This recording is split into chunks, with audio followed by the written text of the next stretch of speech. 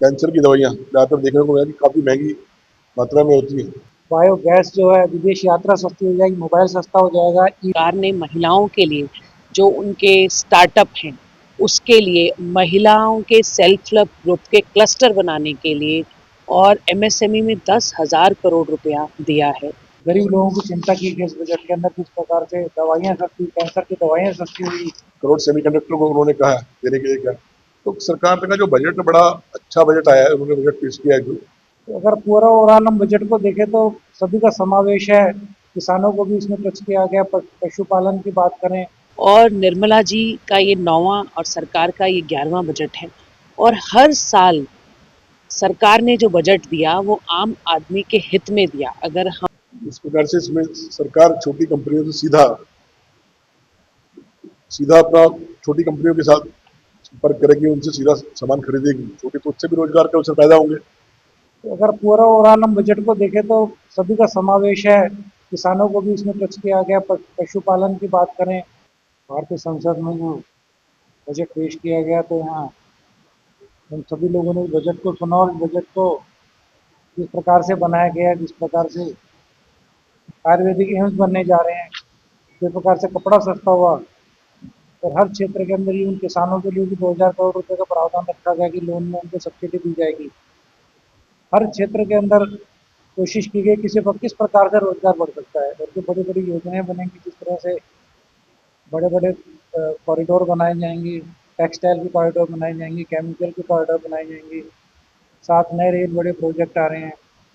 ये सब जो योजनाएं चलेंगी, जो प्रोजेक्ट का काम शुरू होगा देश के अंदर, तो निश्चित तौर पर रोजगार अवश्य बढ़ेगा। रोजगार बढ़ेगा तो देश की आम जनता को फायदा मिलने वाला है। और 25 करोड़ से अधिक जनसंख्या जो है गरीबी रेखा से इस बार ऊपर भी आई है। तो साथ ही टैक्स के नियमों में भी काफ़ी बदलाव किए गए हैं। इस बार टैक्स की लिमिट सीमा तो नहीं बढ़ाई, क्योंकि अभी कुछ समय पहले ही लिमिट बढ़ाई थी। लेकिन जो दंड प्रक्रियाएं थी वो खत्म की, किस प्रकार से कि कोर्ट के अंदर मामले लंबित ना रहे। तो इसमें ये प्रयास किया गया है कि उस दंड को की बजाय उसको जुर्माना कुछ लग जाए, जुर्माना लग के और वो इस टैक्स प्रक्रिया से निकल जाए। इवन अगर विदेश में भी आपकी 20 लाख से कम की संपत्ति आपने नहीं बता रखी है, तो वो अगर आप बता देते हैं तो उसमें भी आपको कोई दंड नहीं मिलने वाला है। तो अगर पूरा ओवरऑल हम बजट को देखें तो सभी का समावेश है। किसानों को भी इसमें टच किया गया, पशुपालन की बात करें। पशुपालन के लिए भी बड़ी बड़ी योजनाएं लेके आई गई है। मत्स्य मछली के लिए भी बड़ी योजनाएं लेके आए। इवन चंदन की खेती की बात करें, चंदन की खेती, काजू की खेती, इसके लिए भी सरकार इसको बढ़ावा देगी कि चंदन का भी ज़्यादा खेती हो, जिससे कि वर्ल्ड के अंदर चंदन की उत्पादन हमारे देश के अंदर सबसे अधिक है। तो बजट बहुत अच्छा रहा।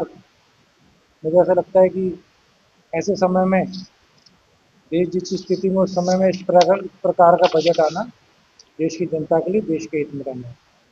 क्योंकि दिल्ली के अंदर जो रोजगार की बात आएगी, उसके अंदर विशेष तौर पर पहला लाभ तो हमने चुनाव से पहले दे दिया था कि 12 लाख रुपए की जो हमने लिमिट तय की थी, तो उसके अंदर सभी जो नौकरी वाले युवा थे, जिनकी सैलरी 1 लाख रुपए से कम थी, 1 लाख के आसपास थी, वो सब टैक्स फ्री हो जाता है। अभी उनको जो लाभ मिलेगा, जो अभी इस बार बजट के अंदर सरकार ने तय किया है कि सोशल मीडिया प्लेटफॉर्म के अंदर जो क्या नाम बोला था,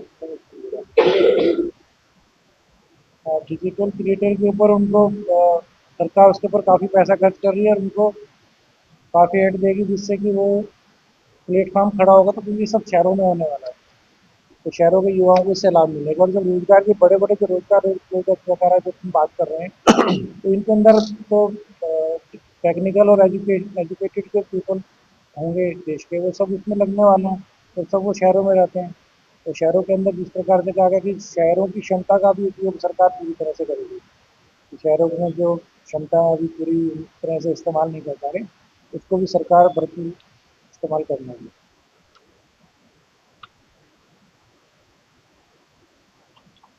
इस प्रकार से इसमें सरकार छोटी कंपनियों से सीधा अपना छोटी कंपनियों के साथ संपर्क करेगी, उनसे सीधा सामान खरीदेगी, छोटे, तो उससे भी रोजगार के अवसर पैदा होंगे। इसी प्रकार से जैसे इन्होंने बताया कि 3 नए एम्स खोले जाएंगे, तो मेडिकल क्षेत्र में भी ये बड़ी उपलब्धि है। और कैंसर की दवाएं, शुगर की दवाएं सस्ती होंगी, क्योंकि आम नागरिक के लिए बड़ा एक अच्छा वो रहेगा कि दवाइयाँ सस्ती होंगी, क्योंकि इनको कैंसर की दवाइयाँ ज़्यादातर देखने को मिला कि काफ़ी महंगी मात्रा में होती है, लेकिन अब उनको सस्ती होंगी तो आम नागरिक को उसका फायदा मिलेगा। इसी प्रकार से 22 जल मार्ग बनाने की बात भी सरकार ने कही है कि 22 जल मार्ग बनाए जाएंगे, उनका भी बेनिफिट मिलने वाला है। और जो 40,000 करोड़ सेमीकंडक्टर को उन्होंने कहा देने के लिए कहा, तो सरकार का जो बजट बड़ा अच्छा बजट आया है, उन्होंने बजट पेश किया है जो, और मुझे लगता है कि हर क्षेत्र में ये विकसित भारत को बढ़ाने वाला बजट होगा ये।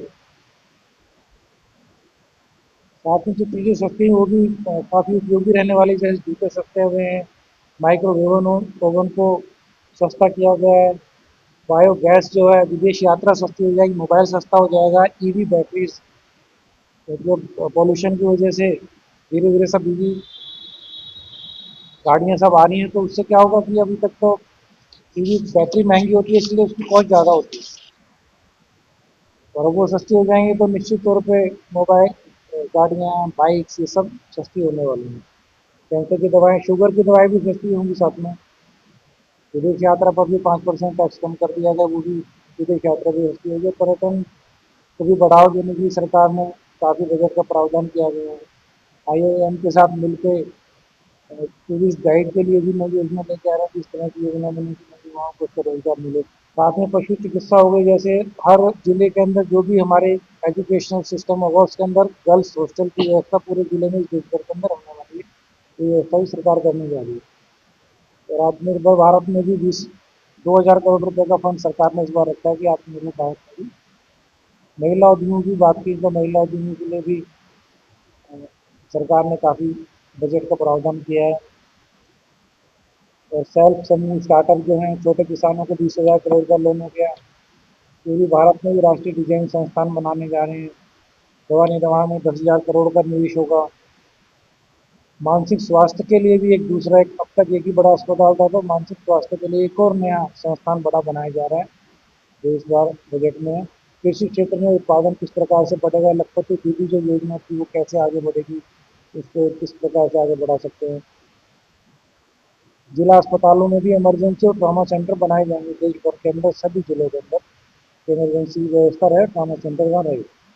पूर्वोत्तर के अंदर मठ और मंदिरों के लिए भी, वहाँ उनके संरक्षण के लिए भी सरकार चिंता व्यक्त कर रही है। एमएसएमई के अंदर जो सरकार लोन दी थी 10,000 करोड़ रुपए इस बार भी उसके लिए रखे गए।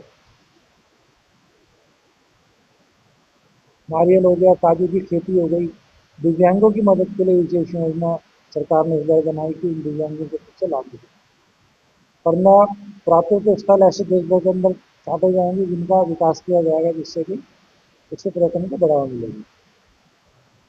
साथ हाई स्पीड रेल कॉरिडोर हो गए। तो इस तरह की जितनी योजनाएं, जितने प्रोजेक्ट आए हैं, प्रोजेक्टों के बनने से विद्यार्थियों को भी लाभ मिलने वाला है, नौकरियां भी डेवलप होंगी। 5 इंडस्ट्रियल सेक्टर जिसमें 20,000 करोड़ रुपये सरकार खर्च करने वाली है। तो अनेक अनेक जिस प्रकार से कार्यक्रम सरकार लेके आएगी, तो निश्चित तौर पे हर जाति वर्ग, हर विशेष वर्ग, महिला, युवाओं को, इवन बुजुर्गों की भी चिकित्सा के लिए विशेष तौर पर प्रावधान किया गया कि उनको सुविधा रहे, उनके इलाज में उनको परेशानी ना हो। तो ऐसा लगता है कि बहुत अच्छा बजट आया, ये विकसित भारत को आगे के लिए ये बजट बहुत अच्छा रहा। को बढ़ावा देने के लिए 20,000 पर्यटन स्थलों के लिए गाइडों को ट्रेनिंग दी जाएगी। रोजगार बढ़ाने के लिए पर्यटन उद्योग को बढ़ाया जाएगा। रोजगार बढ़ाने के लिए, पर्यटन उद्योग को बढ़ाने के लिए आईआईएमएस की मदद से टूरिस्ट गाइड को ट्रेनिंग दी जाएगी। ये बहुत बड़ा पॉइंट है रोजगार की।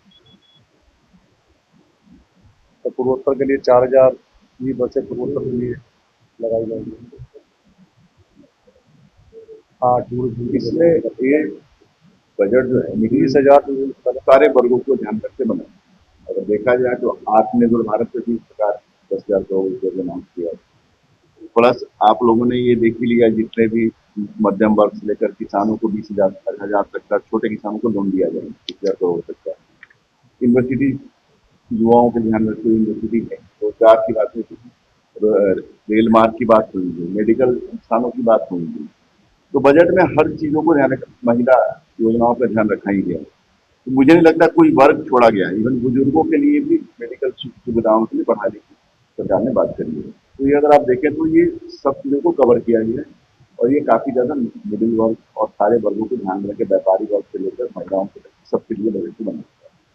तो ये काफी अच्छा बजट एक तरह से माना जाएगा। जैसा कि हमारे प्रधानमंत्री चाहते हैं कि हमारा देश आगे विकास की ओर जाए और नई नई टेक्निक का इस्तेमाल करे, तो जो जितनी हमारी युवा जनरेशन है आजकल के, जो हम जेनजी बोलते हैं, वो जनरेशन आजकल जो आगे जा रही है वो एआई टूल्स में ज़्यादा से ज़्यादा प्रशिक्षण हासिल करे। आपने देखा होगा कि मेडिकल्स में भी आजकल रोबोट्स ऑपरेशन कर रहे हैं। तो हमारा जो देश है 2047 तक पूरी तरीके से बाहर के देशों के साथ बराबर कंधे से कंधा मिलाए, इसके लिए एआई प्रशिक्षण संस्थाएं खोली गई हैं।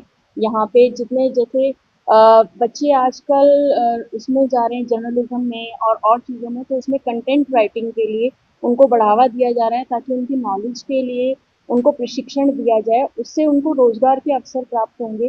तो हमारा देश, मैं समझती हूँ कि मोदी जी के मार्गदर्शन में 2047 तक टेक्निक के साथ साथ हमारी एजुकेशन को लेके, नॉलेज को लेके आगे विकास की ओर चली जाएगा। इसी बात को ध्यान में रखते हुए हमारी वित्त मंत्री जी ने ये बजट बनाया है और मैं बहुत खुश हूँ कि उन्होंने हर क्षेत्र में इसमें सहयोग किया। सबसे पहले तो आज के बजट का ऐतिहासिक दिन के दिन ही आज रविवार का दिन है।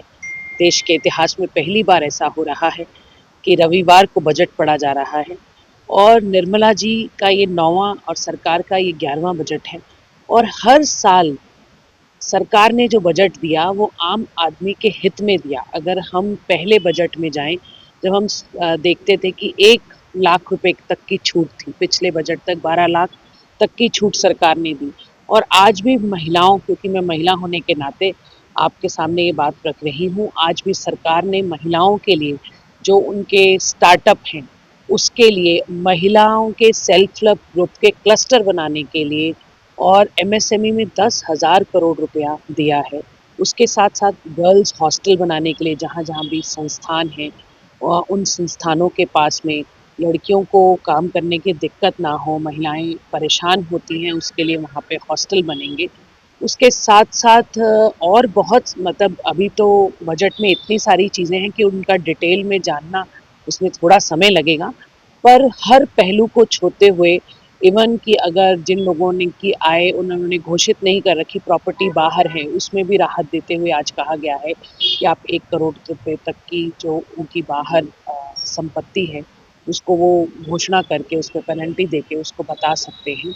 इस तरह अनेकों अनेक कार्य आम जनता से जुड़े हुए ही आज के बजट में दिखाई दे रहे हैं।